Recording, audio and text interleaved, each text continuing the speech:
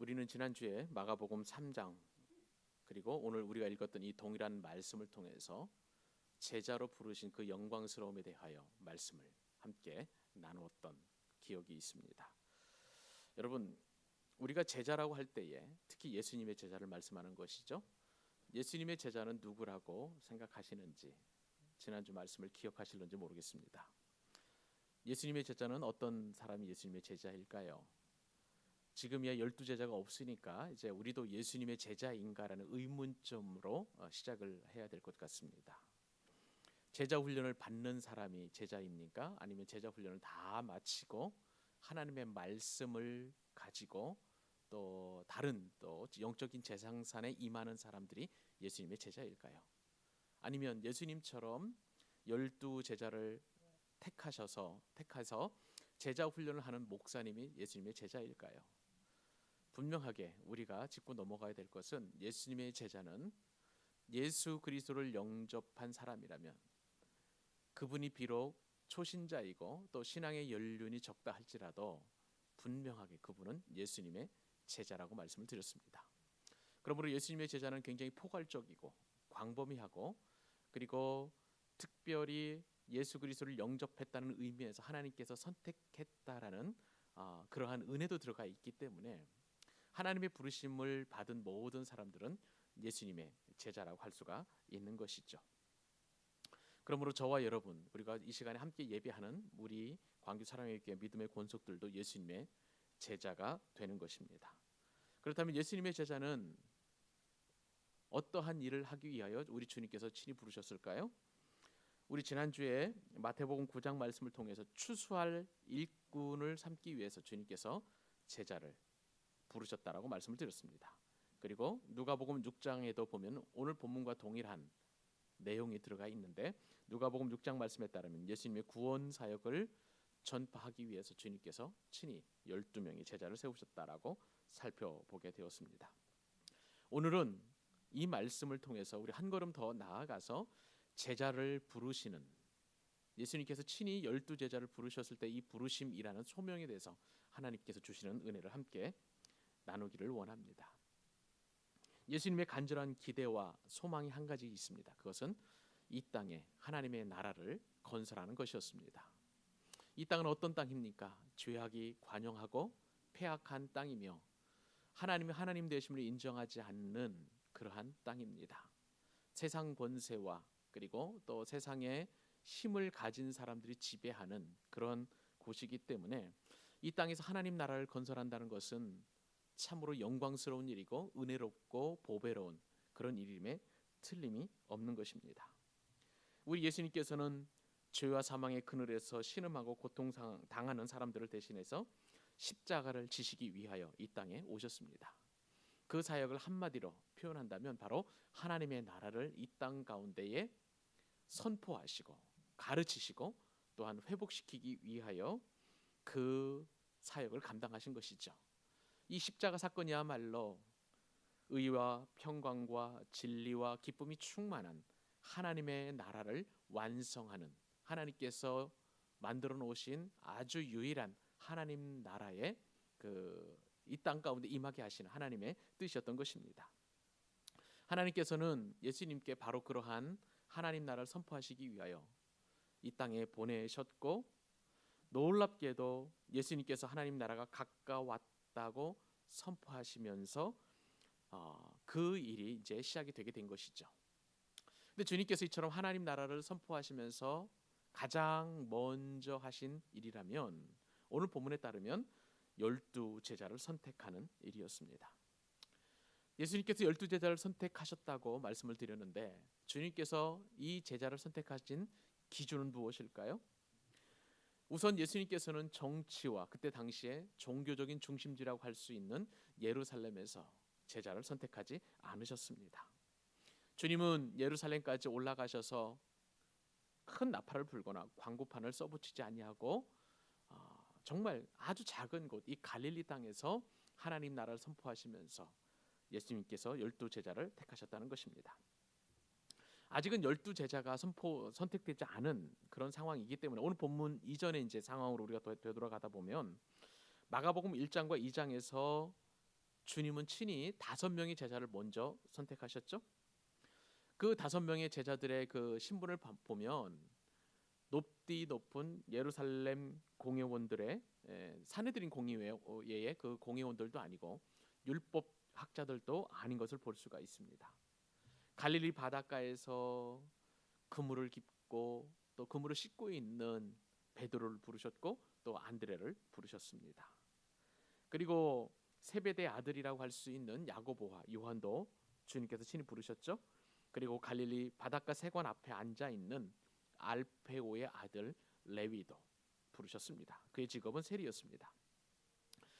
이들 5 제자들의 공통점이 있습니다. 그들은 세상적으로 보면 천한 사람들입니다. 남에게 업신여김을 받는 사람들이었고 그리 학식이 높지 않은 그런 사람들이었습니다. 또한 사회로부터 소외당하는 그러한 사람들이었던 것이죠. 주님께서 이런 사람들을 부르신 것은 다른 이유가 없습니다. 오직 예수님의 은혜였다는 것입니다. 그 예수님께서 저와 여러분도 지금 이 순간에 예배자로 부르시고 또한 예수님의 제자로 부르신 줄로 믿습니다.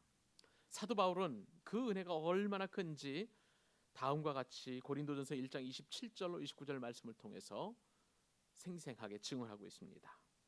하나님께서 세상에 미련한 것들을 택하사 지혜 있는 자들을 부끄럽게 하시려고 세상에 약한 것들을 택하사 강한 것들을 부끄럽게 하시며 하나님께서 세상에 천한 것들과 멸시받는 것들과 없는 것들을 택하사 있는 것들을 폐하려 하시나니 이는 아무 육체도 하나님 앞에서 자랑하지 못하게 하려 하심이라.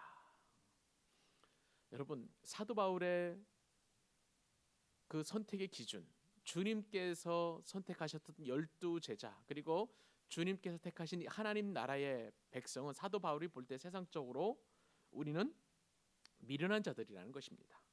또 세상에서 약한 자들이라고 이렇게 사도 바울은 증언하고 있습니다. 또한 세상에서 볼 때 우리는 천한 자들이요 멸시받는 자들이며 없는 자들이라고 이렇게 이야기하고 있습니다. 그런데 그런 우리가 바로 예수님의 제자가 된 것이죠. 그렇다면 우리 어떤 특별한 자격이나 조건이나 능력이 아니라 오직 예수님의 은혜라는 사실을 다시 한번 우리가 기억하고 또 그 은혜에 대해서 감사할 수 있는 조건이 되는 것입니다. 오늘 본문에서도 보면 바로 그러한 기준을 가지고 오직 예수님의 은혜라는 기준을 가지고 주님께서 제자들을 부르셨던 것입니다. 그런데요, 이처럼 주님께서 은혜로 제자들을 부르셨는데 이 제자로 부르심을 받은 사람들 중에는 분명한 원칙이 있었습니다. 그 원칙 2가지가 있는데 첫 번째는 이 제자를 부르셨을 때 주님께서는요 아무나 택해서 부르신 것이 아니라 주님이 원하시는 사람을 부르셨다는 것입니다.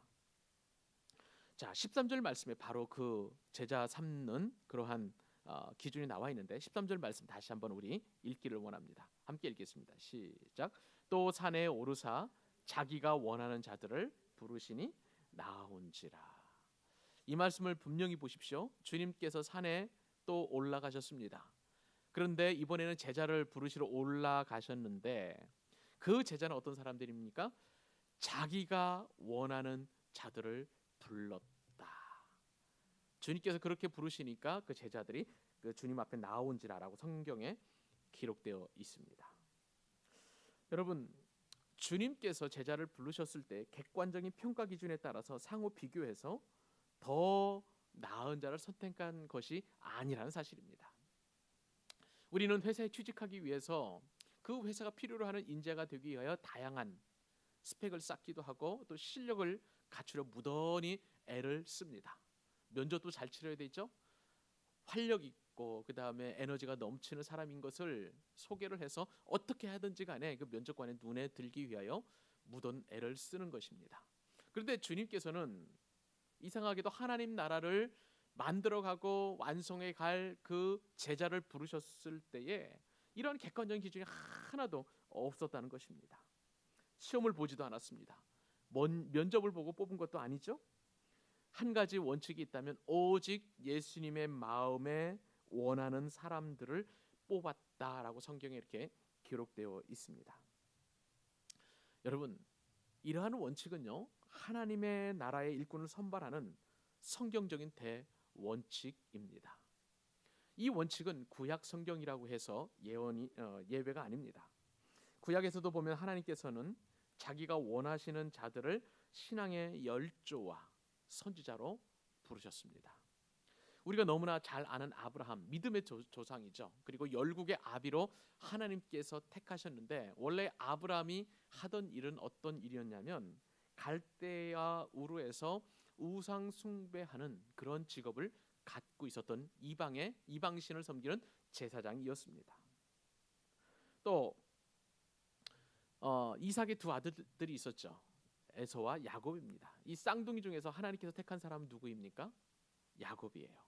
형 에서를 버리고, 성경에 보면 에서를 내가 미워하였고 야곱을 사랑하였도다라고 고백할 만큼 하나님은 전적인 은혜로 에서 대신 야곱을 선택해서 하나님 나라를 가꾸어가는 일꾼으로 삼으신 것을 볼 수가 있습니다. 애굽의 왕자였던 모세 역시도 우리 하나님께서 전폭적인 의지로 선택을 하셨고요. 또한 모세의 시종이었던 여호수아 역시 가나안 땅을 정복하기 위하여 하나님께서 택하신 장수였습니다. 또한 하나님께서는 남자만 택한 것이 아닙니다. 그때 당시에 유대 사회에서 구약 시대이죠. 천대를 받고 멸시를 받던 여사사로 드보라를 뽑은 것을 볼 수가 있습니다. 또한 직업적으로 볼 때에도 사람들이 추앙하거나 앙모할 만한 직업이 아니라 그냥 평범한 목동에 불과했던 다윗을 택하셔서 기름 부으시고, 또한 이스라엘의 왕조를 이끌어가는, 그리고 메시아의 조상으로 삼는 놀라운 은택도 이루어졌습니다. 어디 그뿐입니까? 뽕나무를 재배했던 농사꾼 아모스가 하나님의 선지자로 택함을 받게 되었고, 심지어는 하나님께 대하여 반항했던 요나 역시도 하나님께서 선지자로 부르셔서 하나님의 말씀을 증거하게 하셨던 것입니다. 이러한 원리는 신약에서 동일하게 적용이 됩니다. 신약에서도 예수님께서는 자기가 원하시는 자들을 제자로 부르셨습니다. 여러분, 신약에서나 혹은 구약에서 이처럼 자기가 원하는 자들을 제자로 부르셨다면 분명한 것은 지금 이 순간에 예수님의 제자로 부르심을 받은 저와 여러분들도 단 한 가지 기준이 있다면 그것은 주님이 원하셨다는 그 기준인 줄을 믿으시기 바랍니다. 예수님은 주님이 원하시는 저와 여러분을 교회로 부르시고, 또한 목사와 평신도와 집사님과 또한 여러 가지 직분으로 불러주셨습니다. 사랑하는 여러분, 이 부르심의 원리와 부르심이 얼마나 귀한지를 깨닫고 하나님 앞에 감사할 수 있는 그런 인생 되시기를 축복합니다. 하나님께서 부르셨다 혹은 예수님께서 부르셨다는 것을 어려운 말로 소명이라고 부릅니다. 영어로는 콜링이라고 하고요. 한자로 볼 때 부를 소자에 목숨 명자를 써서 정말 목숨을 다하여 부르심을 받은 그런 존재라는 것을 우리가 분명히 인식할 필요가 있는 것이죠. 사랑하는 여러분, 저와 여러분 주님께 부르심을 받은 자, 곧 소명을 받은 자들임을 늘 명심하실 수 있기를 바랍니다. 예수님의 12 제자처럼 오직 전적인 은혜로 택함을 받은 제자라는 사실도 명심하실 수 있기를 바랍니다. 나의 공로나 나의 의지와 그리고 나의 능력과 상관없이 하나님 나라의 백성으로 삼아주시고 저 영원한 하늘나라를 기업으로 받을 수 있도록 그렇게 예수님의 상속자로 삼아주신 줄 믿으시기 바랍니다. 여러분, 우리는요 이 소명에 대하여 깊이 감사해야 할 필요가 있습니다. 주님께서 교회로 오라는 소명뿐만 아니라 우리는 사회나 그리고 가정의 구석구석으로 오라는 소명도 함께 받았습니다. 그러므로 우리가 하는 모든 일들은 소명받은 자로서 예수님의 제자로서 합당한 그 일이 되어야 될 줄로 믿습니다. 설령 내가 가정주부로서 집에서 빨래하고 밥하는 그런 일이라 할지라도, 또한 귀찮은 설거지를 하는 일이라 할지라도 그것은 주님께서 소명을 가지고 부르셔서 그리고 친히 부탁하신 일이기 때문에 너무나 소중한 일인 것입니다. 이러한 소명에 대해서 종교개혁자 마틴 루터는 수도사가 기도하는 것보다, 수도사가 기도원에서 기도하는 것보다, 주부가 집안에서 설거지하는 것이 더욱 하나님께 영광을 돌리는 일이다라고 이야기했습니다. 그 얼마나 소중하고 복된 일이냐는 것이죠. 이런 믿음으로 우리는 삶의 각 영역에서 소명을 받은 자답게 행동해야 하고, 또한 우리에게 맡은 일을 최선을 다하여 감당해야 될 줄로 믿습니다. 내가 하는 일은 하나님께서 친히 부르셔서 주신 일입니다. 나의 어떠한 자격과 상관없이 주님께서 원하시는 저와 여러분을 부르셔서 주님의 제자로 삼으시고 또한 귀한 일을 우리에게 주신 것입니다. 그 일을 감당할 때에 어쩔 수 없어서 이 일을 한다고 생각해서는 안 되는 것입니다. 주님의 부르심에 순종하며 성실하게 그 일을 감당하실 때에 우리 주님께서는 영광을 받으시고, 또한 우리가 그 순종하는 만큼 주님께서는 기쁨을 누리며 저와 여러분으로 하여금 우리 삶의 모든 영역에서 하나님 나라를 확장해 가는 일꾼으로 삼아 주시는 줄로 믿습니다. 오늘 주님께서 우리를 제자를 부르셨을 때 두 번째 원칙을 또한 하나 살펴보도록 하겠습니다. 그 두 번째 원칙은 수많은 부르심이 있는 사람들 가운데 꼭 12명을 부르셔서 제자로 삼아 주셨다는 것입니다. 우리는 예전에 예수님에 관해서 살펴볼 때에 오늘 본문 이전에 볼 때 큰 무리가 예수님을 따랐다는 그런 내용을 많이 보았습니다. 여러분 한번 기억해 보십시오. 주님께서 가시는 곳곳마다 병자를 일으키시고 또한 기적을 나타내시니까 수많은 사람들이 우리 주님을 따른 것이 사실입니다. 그런데 마가는요, 이 마가복음에서 성경을 기록하면서 아주 특별한 그러한 용어를 쓰는데, 제자들이라는 말을 무리와 구분해서 사용하고 있는 것을 볼 수가 있습니다. 주님께서 수많은 사람들이 이제 주님을 따르는 그런 사람들이 있음에도 불구하고 주님께서는 이 12명을 특별히 제자로 부르셨다는 것이죠. 그것을 마가는 성경에서 무리와 구분해서 빈번하게 사용하고 있는 것을 볼 수가 있습니다. 누가복음에도 마찬가지입니다. 누가복음에 보면, 마가복음에는 지금 제자라고 이렇게 표현되어 있지만 누가복음에 보면은요 또 다른 직분이 이 12명에게 주어진 것을 볼 수가 있습니다. 누가복음 6장 13절 말씀에 따르면 이 12명의 제자들에게 주님께서 친히 직분을 주셨는데 그 12명으로 하여금 사도라는 직분을 주셨다라고 그렇게 성경에 기록되어 있습니다. 여러분, 이 사도는 도대체 어떤 사람일까요? 보내심을 받은 자, 사도란 보내심을 받은 자라는 뜻을 가지고 있습니다. 사도와 가장 가까운 말은 바로 사신이라는 그런 단어가 있습니다. 사신이 어떤 사람입니까? 임금의 명령을 받고 외국에 가서 임금을 대신해서 그 나라를 대표하여 일을 처리하는 사람이 바로 사신 아니겠습니까? 그러므로 사도라고 부르신 이 예수님의 그 직분은, 이 12명이 사도라고 일컬어지는 이 12사도는 만왕의 왕이신 예수님의 명령을 받고 일하는 사신과도 같은 의미라고 할 수가 있는 것입니다.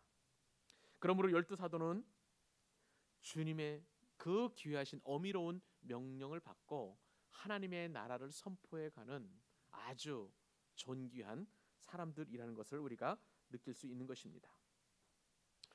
왜 예수님께서는 12명의 제자를 택했을까요? 더 많은 사람들을 제자로 삼으셨으면 더 많은 일을 할 수 있지 않았을까요? 혹은 12명은 많다고 생각이 되면 더 적은 인원으로 더 효과적으로 그리고 더 집중해서 제자를 삼을 수 있을 텐데 왜 예수님께서는 꼭 12명을 택하셨을까요? 그리고 오늘 본문 말씀에 보면 마가가 해석해 놓기를 3장 19절 말씀에 따르면 가롯 유다를 어떻게 표현해 놓았냐면 예수를 판 자더라. 예수님께서는 이 12제자를 택하셨는데 주님께서 모든 것을 알고 계시는 주님께서 이 가롯 유다가 예수님을 판다는 사실을 몰랐을까요? 그렇지는 않았을 것입니다. 그럼에도 불구하고 예수님께서는 자신이 제자에게 팔림을 당할 것을 알고 계셨음에도 불구하고 꼭 12명을 이렇게 택하셨다는 것이죠. 그것은 10이라는 것은 구약의 12지파를 연상하게 하기 때문에 그렇습니다. 예수님이 세우신 이 12제자들은 구약의 12지파를 대신할 새로운 이스라엘을 만들어갈 그러한 구성원이라고 할 수가 있는 것이죠.